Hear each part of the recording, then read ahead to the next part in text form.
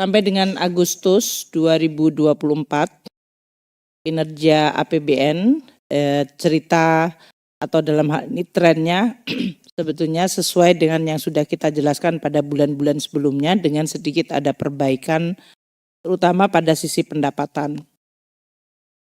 Pendapatan negara dalam hal ini telah terkumpul 1.777 triliun, ini artinya 63,4% dari target. Dan ini kontraksinya adalah 2,5% year on year. Kontraksi ini jauh lebih kecil dibandingkan pada bulan-bulan sebelumnya. Kalau masih diingat, bulan lalu itu sekitar 6,5 atau pada bulan Juni bahkan bisa mencapai 8%.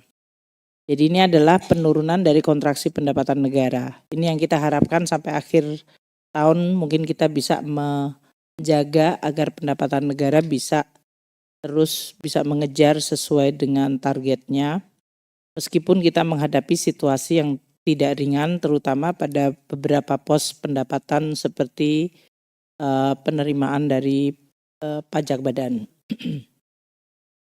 Untuk belanja negara telah terbelanjakan sebesar 1.930,7 triliun.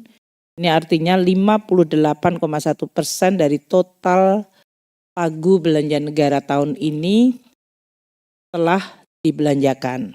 Dan pertumbuhannya masih sangat kuat. Seperti diketahui tahun 2024 ini sejak awal tahun pertumbuhan dari belanja negara double digit.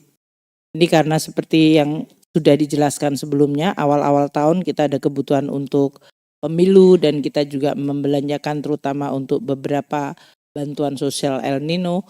Itu semuanya menyebabkan belanja negara juga meningkat. Dan double digit ini masih bertahan hingga bulan Agustus, 15,3% growth-nya belanja negara dibandingkan tahun lalu. Dengan pendapatan dan belanja negara tersebut, kita lihat defisit APBN hingga dengan akhir Agustus adalah 153,7 triliun atau ini artinya 0,68% dari PDB, masih dalam track sesuai dengan RUU APBN 2024. Keseimbangan primer kita masih dalam posisi status surplus 161,8 triliun. Ini adalah kinerja akhir Agustus 2024. Kita akan menjelaskan dari sisi kondisi ekonomi yang seperti biasa kami akan mulai dengan ekonomi dulu yang akan mempengaruhi dan dipengaruhi oleh APBN. Dan kemudian nanti akan bicara tentang belanja dan pendapatan negara secara lebih detail. Banyak perkembangan yang terjadi sampai dengan September ini dari sisi perekonomian global. Pertama tentu yang diikuti oleh seluruh teman-teman wartawan adalah keputusan dari Fed Fund Rate untuk diturunkan 50 basis point dari pertemuan terakhir yang ini menimbulkan dampak suatu positif sentimen. Karena sudah ditunggu, jadi higher for longer itu kalau kita lihat dari garis yang biru, itu masih di 5,5%, kemudian baru mengalami penurunan pada bulan September. Kita lihat sudah mulai dari tahun lalu Juni lebih dari setahun 5,5%, higher for longer. Untuk inflasi di Amerika Serikat di 2,5, jadi ini sudah memberikan juga keyakinan untuk penurunan suku bunga.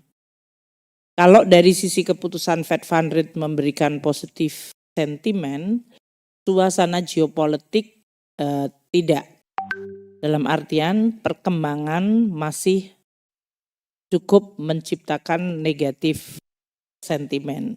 Baik itu yang terjadi antara Rusia dengan Ukraina yang makin eskalasi maupun yang terjadi di Middle East dan sekarang ini makin melonjak tinggi tensi atau perangnya antara Israel dengan Hizbullah di Beirut dan juga di Sudan.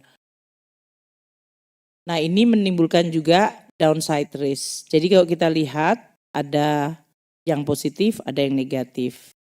Beberapa perkembangan perekonomian dari negara-negara yang memiliki dampak besar seperti Amerika Serikat, nampaknya dengan adanya confidence penurunan, muncul suatu confidence bahwa perekonomian Amerika akan mengalami soft landing, artinya penurunan dari inflasi tidak harus diikuti dengan perlemahan ekonomi secara drastis.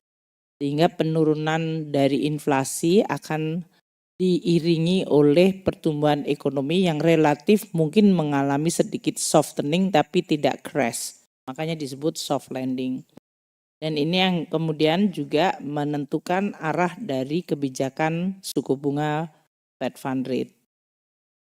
Di Eropa sementara masih terjadi perkembangan yang kurang mengembirakan. Ekonominya masih relatif stagnan meskipun inflasi sudah menurun dibandingkan tahun lalu. Jadi dalam hal ini dari sisi inflasi memang sudah mulai mengalami adjustment. Namun untuk inflasi dari sektor jasa masih relatif tinggi. European Central Bank dan Bank of England dalam hal ini melakukan pemangkasan suku bunga lebih cepat dari Fed Fund Rate dan mereka juga mungkin akan melakukan pemangkasan lebih lanjut.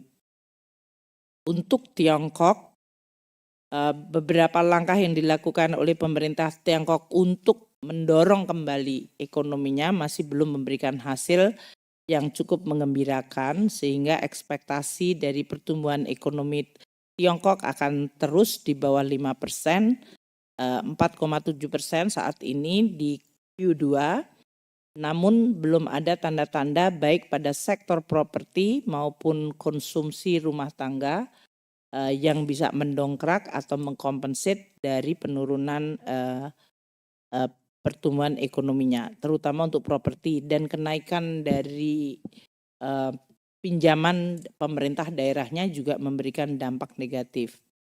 Sementara itu dari sisi ekspor ada tren sedikit peningkatan meskipun Amerika dan Eropa menahan ekspor RRT dengan berbagai tarif maupun non-tarif barrier.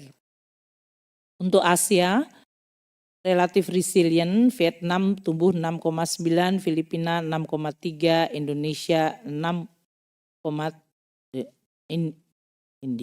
Indonesia.